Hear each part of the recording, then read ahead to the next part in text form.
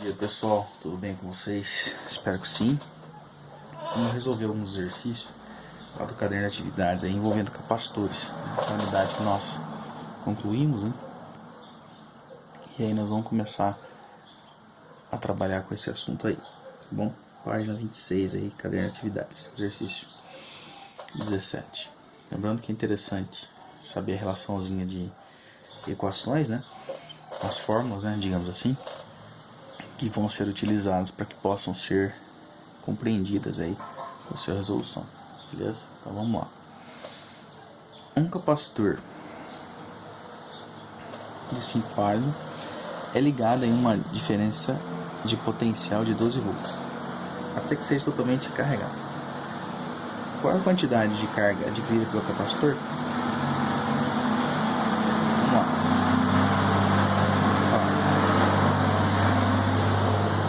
O capacitor, quantidade de carga, são diferentes de potencial, né? Essa é a relaçãozinha, né? Então você está dividindo só multiplicando. Quantidade de carga igual C vezes U, tá? Então ele forneceu aqui, ó, o nosso C vai ser 5 vezes 10 a menos 6, por quê? Porque esse micro farad é 10 a menos 6, é micro, vezes 12. Multiplicando chegamos a 6 vezes 10 a menos 5, bem simples aí. Próximo. Com uma bateria de 12 volts é possível carregar plenamente um capacitor de 2 microfarad. Qual a energia que esse capacitor acumulou com diferente potencial? Lembrando que DDP seria o U aqui, né? Tá? Então vamos lá. Então vamos colocar aqui a parte, nós vamos utilizar essa forma do E, que seria como se fosse o campo, né, elétrico. C, capacitor vezes a DDP ao quadrado dividido por 2. Que ele fala assim, ó, qual a energia que esse capacitor, então ele pede o E, beleza? Por essa razão eu utilizo o E, de energia potencial. Então seria capacitor 2 vezes 10 menos 3, que é o micro, tá vendo aqui, ó, esse M minúsculo é 10 a menos 3, vezes 12 ao quadrado, dividido por 2. Chegamos aí a 0,144 joules. 19.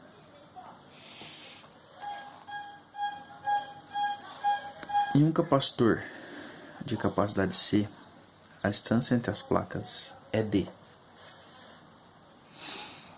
Colocando-se duas placas metálicas de espessura D sobre 4 entre as placas, né, igualmente espaçadas, a nova capacidade equivalente é igual a... Bom, toda vez que falar em um capacitor que existe espaço entre eles, né, ou que existe material isolante, eu vou utilizar essa aqui, C igual E vezes A sobre D. O que nós vamos trabalhar então? Repare que ele não trouxe muito cálculo, né? Não trouxe muito valor numérico, digamos assim, mas colocando-se duas placas de espessura D sobre 4 entre as armaduras do capacitor, há uma nova distância entre as placas, que vai ser D sobre 6. Assim temos 3 capacitores associados em série, cujas capacidades são dadas por... Então aqui é o seguinte, ó, aqui vai dobrar, tá? Então seria 1, 2, 3, né? O dobro seria 6, por isso que é D sobre 6. Ele diminui o tamanho aqui, tá? Então, essa seria a distância entre eles, né? Então D sobre 6 e D sobre 4. Aí eu vou ter um novo cálculo aqui. D, distância agora deixa de ser D sobre 4 para ser D sobre 6, né? Porque seria o dobro aqui do tamanho, tá? Nesse caso para menos, né? Tá? Está multiplicando, passa dividindo, e se está dividindo, só multiplicando. Então você vai fazer isso aqui, ó.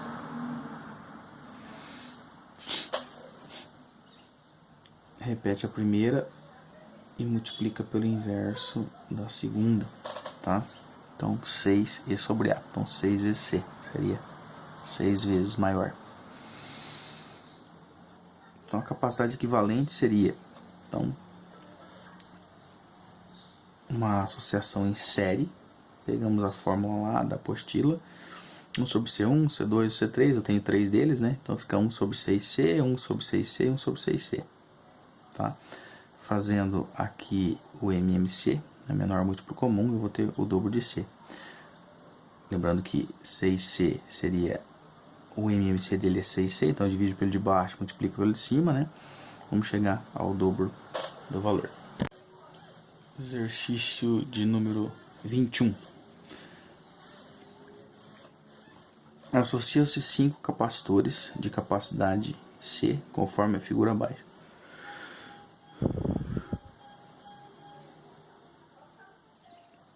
A capacidade equivalente dessa associação é igual a. Então, eu tenho, cada um desses aqui é capacitor, né? Então aqui eu tenho capacitores em paralelo, tá? E aqui está em série. Inicia-se pelos capacitores em paralelo, que seria esses dois primeiros aqui, ó. Beleza? Esse aqui, ó, paralelo.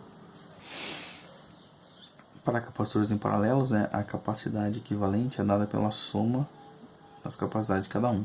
Então, o que a gente tem que fazer aqui? Note que ele deixa de ter dois capacitores e passa a ter um equivalente. Ó. Então, esses dois viram um só. Tá? C, C e C.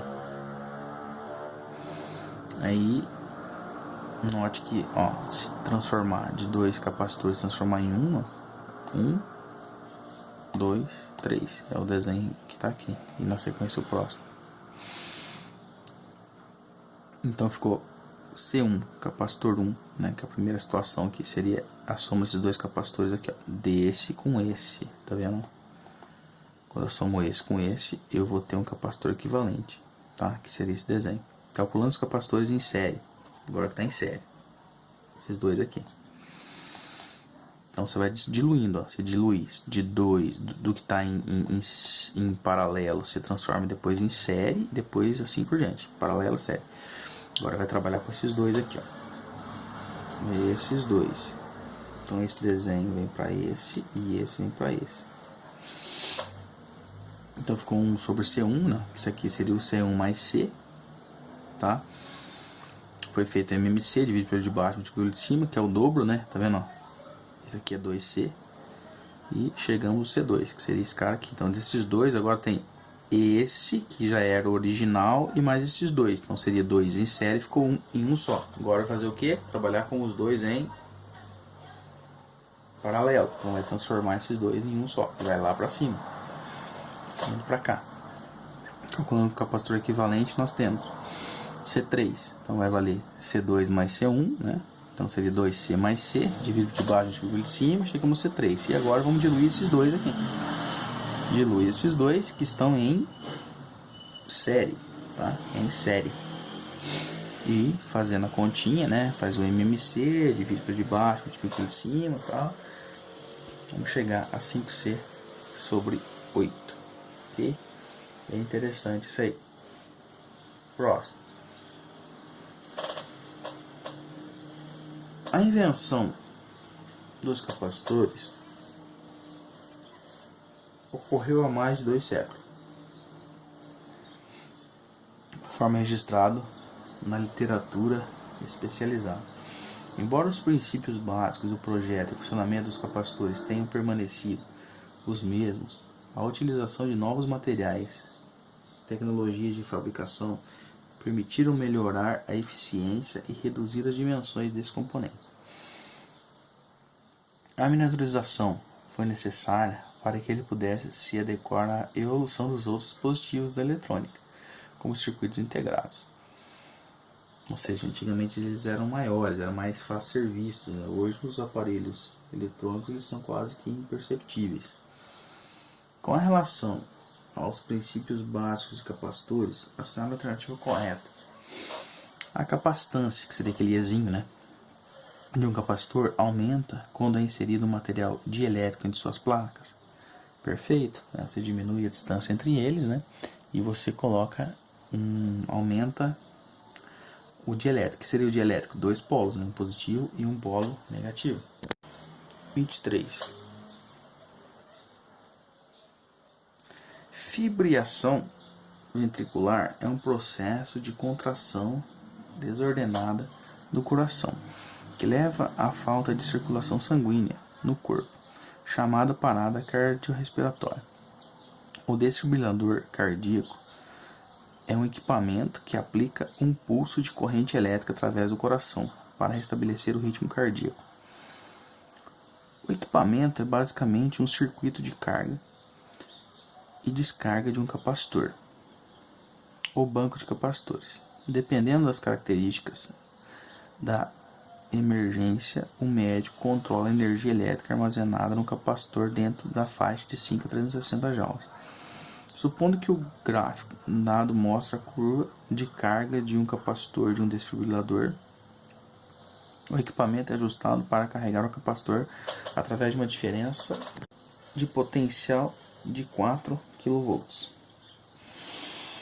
Qual o nível de energia acumulado no capacitor que o médico ajustou?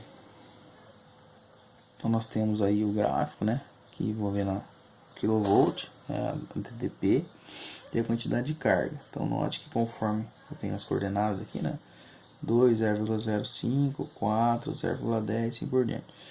Então, como eu tenho um triângulo retângulo, eu vou utilizar área, né, cálculo de área, que seria a energia, né, potencial, é a quantidade de carga vezes a DDP sobre 2. Nesse caso aí, o V, né?